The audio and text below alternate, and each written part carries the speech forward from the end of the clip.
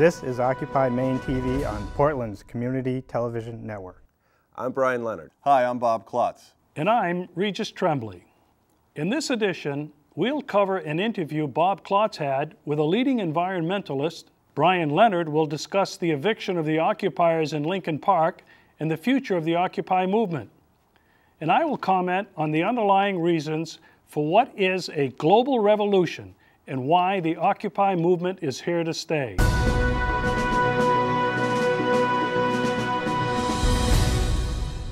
In this episode of Occupy Maine TV, we wanted to share some footage of words and feelings expressed at one of the last General Assemblies held in Lincoln Park. This General Assembly footage features the results of the court case of Occupy Maine versus the City of Portland.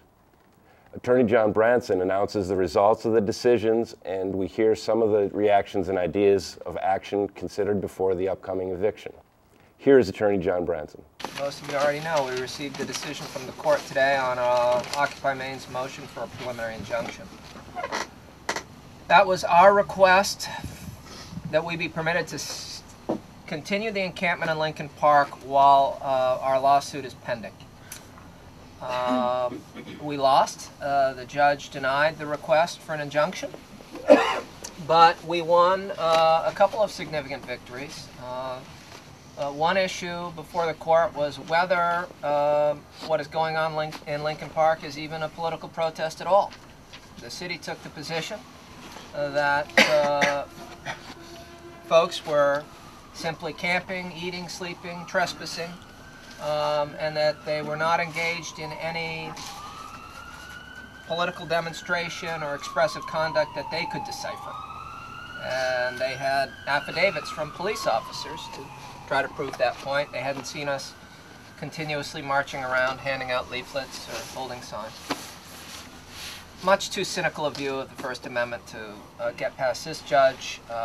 He soundly rejected that argument that the city had made and vindicated this group's whole reason for being here. We're here to both engage in a better conversation about how to save our republic from decay, but also to get the message out about how bad things really are. And this group has done a tremendous job at that. I think at the hearing, through the photographs and the testimony, it was clear to the judge that this what's going on here in Lincoln Park is part of not only a national but an international movement. One bargaining chip that might help is if the group was able to come to a quick decision about whether to pursue the lawsuit, we could offer or dangle a dismissal with prejudice of the lawsuit in exchange for a reasonable amount of time. And clarifying question. What is that legal term you just Dismissal with prejudice means we dismiss it, we can't refile suit on the same grounds. It would be gone. The city would not have to continue paying their fancy private lawyer. They would not have to incur the expense. By the way, I'm entitled in discovery to get all of the internal correspondence about Occupy Maine from the very beginning until Can we publish it? Well, look, you don't have to do a lawsuit in order to get that. You can do a FOIA request if you want that stuff. So the lawsuit shouldn't be pursued solely on the ground that we'd be able to see what they were really saying about the movement behind the scenes. But they have an interest in avoiding a lawsuit that puts those issues into play and allows a jury to review many of these questions. And it might be worth something to them and might convince them to give us some more time. But the group would have to be able to make a decision very soon about that. I have told the city what we've told them from the beginning. Win or lose, the group is committed to raise funds and otherwise help secure volunteer efforts to restore the park and help regrow the grass in the spring. And in terms of your question as to whether they could make it into a legal matter somehow, I suppose they could try to do that. But my understanding is the group remains committed out of principle to do what's right, regardless of the outcome of the proceeding and them asking us to leave. Occupy Maine would again like to thank Attorney Branson for his pro bono work. That being said, I wonder if Occupy Maine will be looking at what the city and the police and the media had to say in communications with each other from October to February. Let's see a few more views from those among us who represent really the full spectrum of the 99%. Well, my clarifying question, it seems like this is the topic of the day, of the night. One of the facts that John made about the possibility of us being given some time to go over this, I think as a group maybe we should decide, you know, we're not going to be able to sit here all night, but we want to come up with some plans about how we want to move forward with this. We know that the city is going to give us either 48 hours, or if we can reach across the aisle and ask for 7 days. Is that out of the question? That way we could process. There's a lot to talk about and how we're going to talk about it. But I think one of the main issues is giving some more time so we don't all feel like we got 48 hours till we're out of here. Any more questions on this? So if he can come and say, most of us are willing to leave peaceably, if given a proper, you know, an adequate amount of time to clean up, then most of us are going to leave, and we're not going to cause a problem. Then, you know, I don't think we'd have to drop our lawsuit if we draw it that way. But if, you know, a bunch of us just give the city a giant middle finger, then I mean we lose a lot of ground.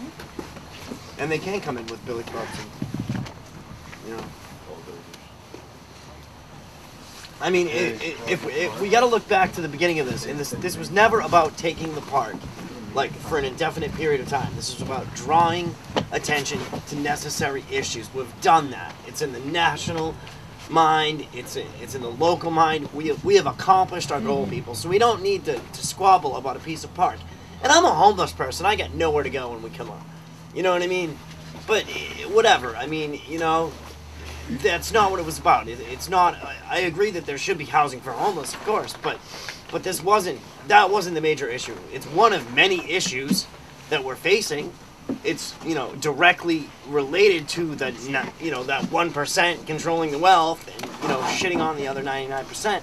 But this is what we were here for, is to draw awareness, and we did that. All right. So let's give, you know, Mallory's going not on drop staff. the lawsuit, but Mallory's leave going on staff. Around as much as I would like to have been around. I've been a supporter from the very beginning, but work and other things. But I've been intrigued since I first saw the email that kind of went around about this. And in the document that John had, the page 6, where it talks about the expressive conduct. I mean, to me, that is the door that he left wide open, the judge did. And I'm not sure exactly where to go with it, but it seems like that really needs to be a point that is strongly emphasized by Occupy Maine. That, you know, on the one hand, he said, there are courts that have expressed a doubt that activities such as sleeping and camping constitute expressive activity. And then he clearly states that, how does he put it here? Concludes from the evidence submitted in the testimony at the hearing that the presence of the encampment can be understood as part of that message. So he's agreeing to that, and yet at the same time going on and agreeing to the city being able to shut it down. That to me, it's like that should be like, quote, big press release from Occupy Maine first thing tonight, so it's in the press tomorrow, saying how can you uphold this as an expressive, you know, way of you know, redress of grievances, and yet say you can't do it. And to me, that's just the biggest piece that, you know, the whole case, that I don't know exactly where it's double talk, and I don't know exactly how the next steps go with that, but that needs to be the big message, because that wasn't what was in the news clips that I saw today. Finally, city officials did make a declarative statement that the observance of Regis Tremblay out in the wild of the Lincoln Park occupation would mean 6 more weeks of winter. I'm Kathleen Dunkel, and this is Emma, Nathan, and Nora Waldron. We're from Belfast, Maine, and we're here, I'm here, to celebrate democracy, and because I don't feel that we live in a democracy any longer. As long as legislation can be purchased, it's not a democracy. My name's Jacob Kruger. I'm a graduate of Harvard Divinity School, and I'm here because I see it as my moral and ethical obligation to stand in solidarity with the poor and the oppressed and those who struggle.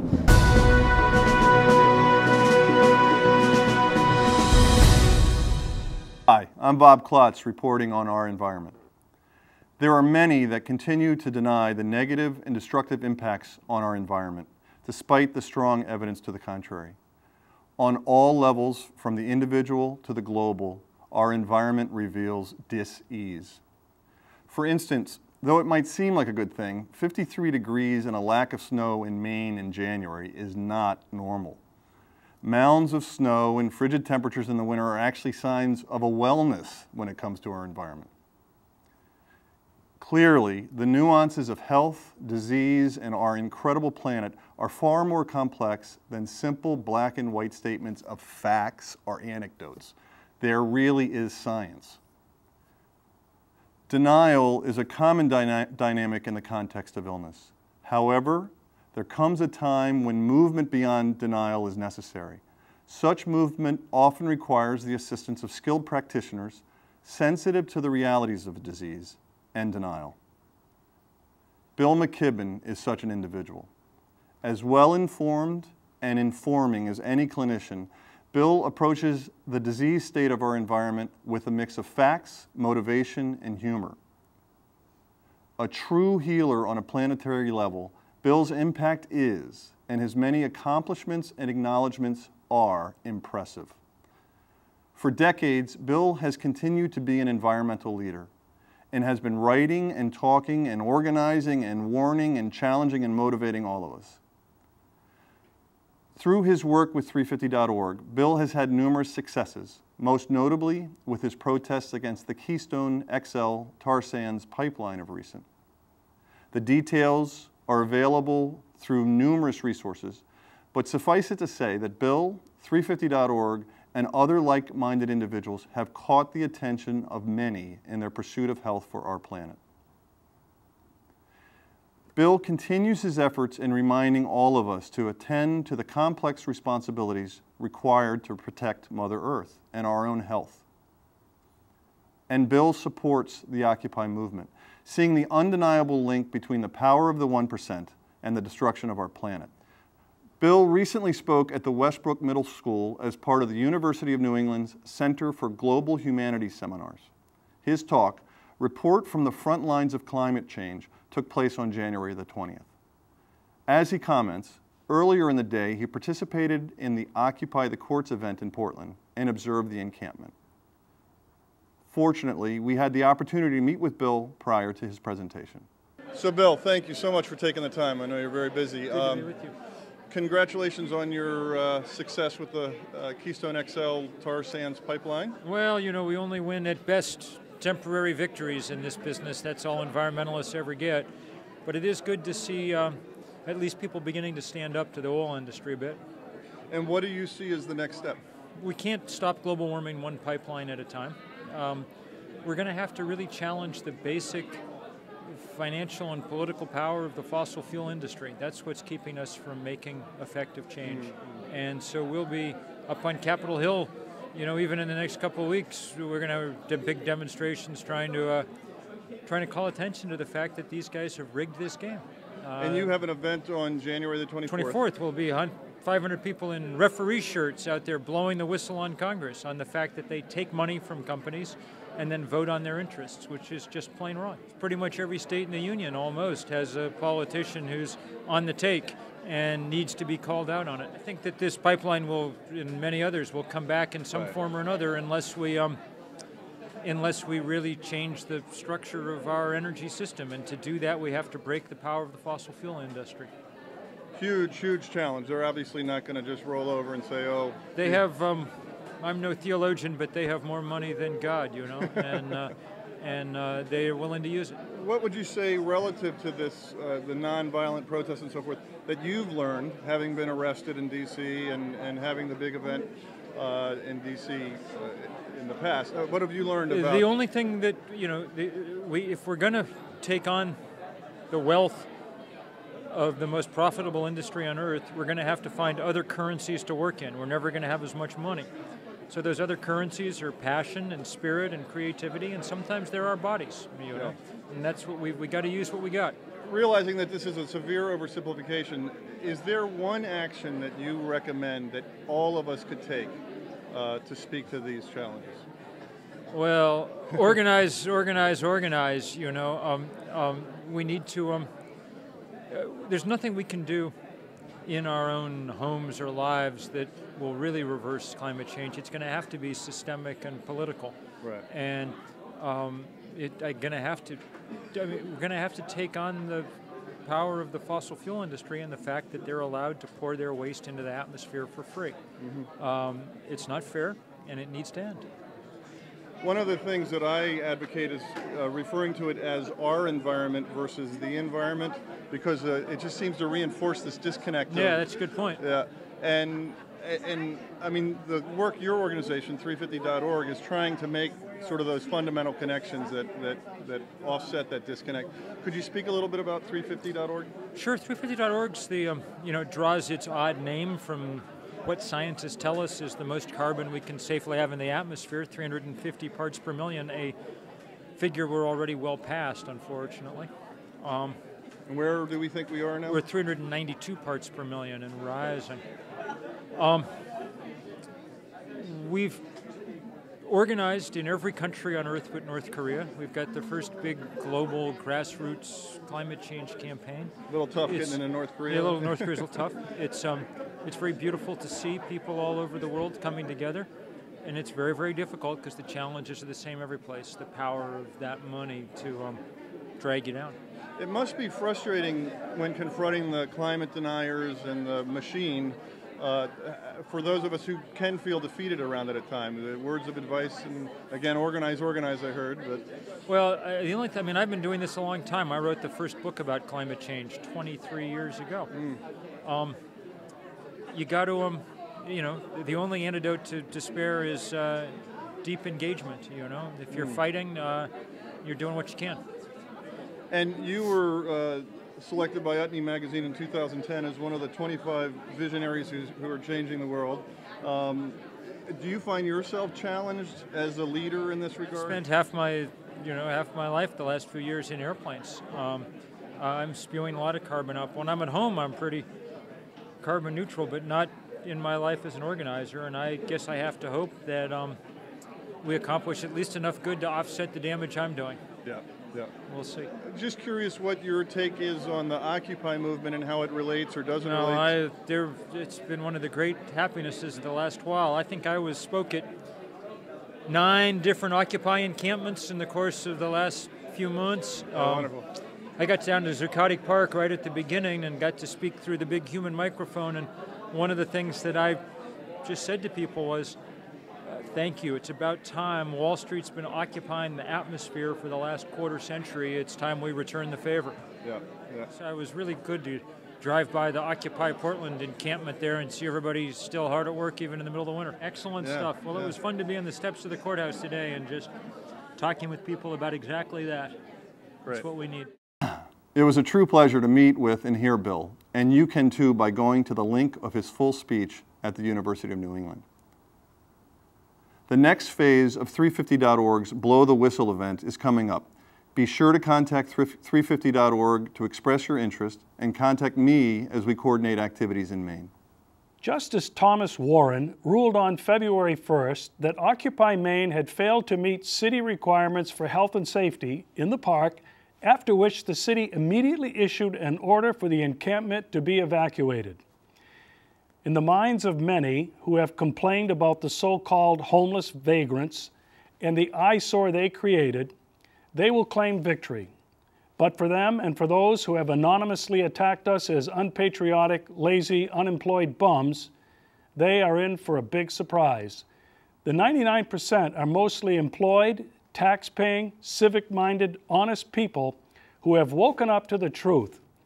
The American dream no longer exists. The Constitution has been trampled upon and our founding fathers betrayed. We are here to stay and growing in numbers every day. Those who still claim to not understand or know what the movement is about, well, they are simply disingenuous or hopelessly in denial about what is now a global protest against corporate greed, crimes committed by financial systems, and governments that do not represent the people. Here in the United States, tens of thousands of people from Maine to California, from Florida to Wisconsin, and in 2,000 cities and towns in between are peacefully protesting against corporate greed, the financial crimes of Wall Street, and a Congress that no longer represents the people. The irony is that the majority of Americans, regardless of political preference, all seem to agree that influence of big money in politics permitted by the Supreme Court's decision in Citizens United is wrong. Right here in Maine, our 2 U.S. senators each have received more than $5 million in campaign contributions. Our congressional representatives, Michoud and Pingree, each have received over $2 million in campaign contributions. And the really disturbing fact is that all of that money came from large out-of-state corporations and special interest groups and not from Maine. When we talk about income disparity, we are not talking about giving our hard-earned money away to anyone else.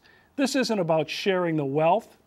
The fact is, over the past 40 years, the wealthiest 1% of Americans have seen their income grow by 360%, while income for the 99% has remained flat. The red line represents the average income of the top 1%, and the blue line, the average wage of the 99%. The green line represents productivity. American workers are working harder, longer, and are not sharing in the wealth that is being created. In 2007, the richest 10% controlled 2/3 of Americans' net worth. The bottom 90% controlled only 26.9%. And here's what the actual distribution of wealth looked like. And when it comes to taxes, we are only asking that the wealthy pay their fair share. This isn't class warfare. This is common sense. When Warren Buffett and billionaires and millionaires like Mitt Romney only pay 13.9% in taxes and teachers pay 25%, there is something inherently wrong with that. Corporate tax as a percent of federal revenue dropped from 32.1% in 1952 to 8% in 2011, while corporations shifted millions of American manufacturing jobs overseas and have been recording unprecedented record profits. Since 2000, more than 4 million American jobs have been lost and shipped offshore to Japan, China, and other third world countries where labor is cheap and where children work in sweatshops producing the goods we buy from Walmart, Apple, and Microsoft. And don't forget, the Bush tax cuts and the 2 wars he waged without paying for them will account for nearly half of the public debt by the year 2019. The yellow represents the tax cuts, the red represents the wars in Iraq and Afghanistan, and the blue represents the economic downturn. Those are the facts. The Occupy movement is a massive worldwide protest against greed, political corruption, and the crimes of Wall Street and our financial systems. The movement is about reclaiming our country, our democracy, and our rights that are guaranteed by the Constitution. America has been asleep for decades when our rights were being stolen and our jobs sent overseas. The Occupy movement is saying we've had enough. We've got to wake up. We've got to do something. The encampment is over, but the movement has succeeded in occupying the national conversation. The movement has now occupied the collective consciousness of the entire world. We not only demand change, but we demand that democracy be returned to the people. We are, after all, a government of the people, for the people, and by the people.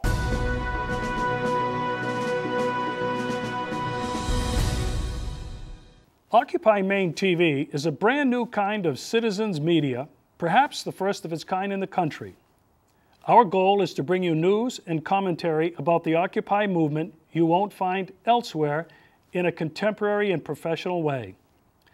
All of us who work on the show, from the on-air people you see to the crew whom you don't see, volunteer our time and talent. We don't get paid, and we do not intend to be paid. Each show requires more than 100 hours of volunteer time. Nevertheless, we do have expenses, and we need your help to continue. For example, there are travel expenses for some of us that exceed $75 a week.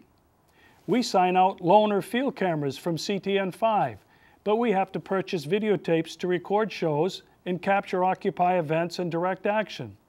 Tapes cost about $25 a week. The Occupy Maine internet site costs money for monthly hosting fees, domain names, and maintenance. Training and certification of the crew by CTN5 personnel is mandatory and involves additional costs, plus several hours of volunteer service at the station. But our most pressing need is storage capacity. Video and audio files are very large, and we are in need of an external hard drive capable of storing 5 terabytes of data. These drives cost over $1,000. Well, you can donate online by clicking the Donate tab on our website at www.occupymetv.org, or by making out a check payable to Occupy Maine and mailing it to our offices at the Meg Perry Center, 644 Congress Street, Portland, Maine, 04101. And make sure to indicate on your check that the funds are intended for the Occupy Maine TV show. Thanks to those of you who have already helped out. Well, that's it for this edition of Occupy Maine TV. Thanks for watching. We hope you will help us spread the word by telling your friends here in Maine and around the world. And don't hesitate to let us know about your own Occupy events here in Maine so we can include you in future shows. If you would like to participate in future shows, simply contact us.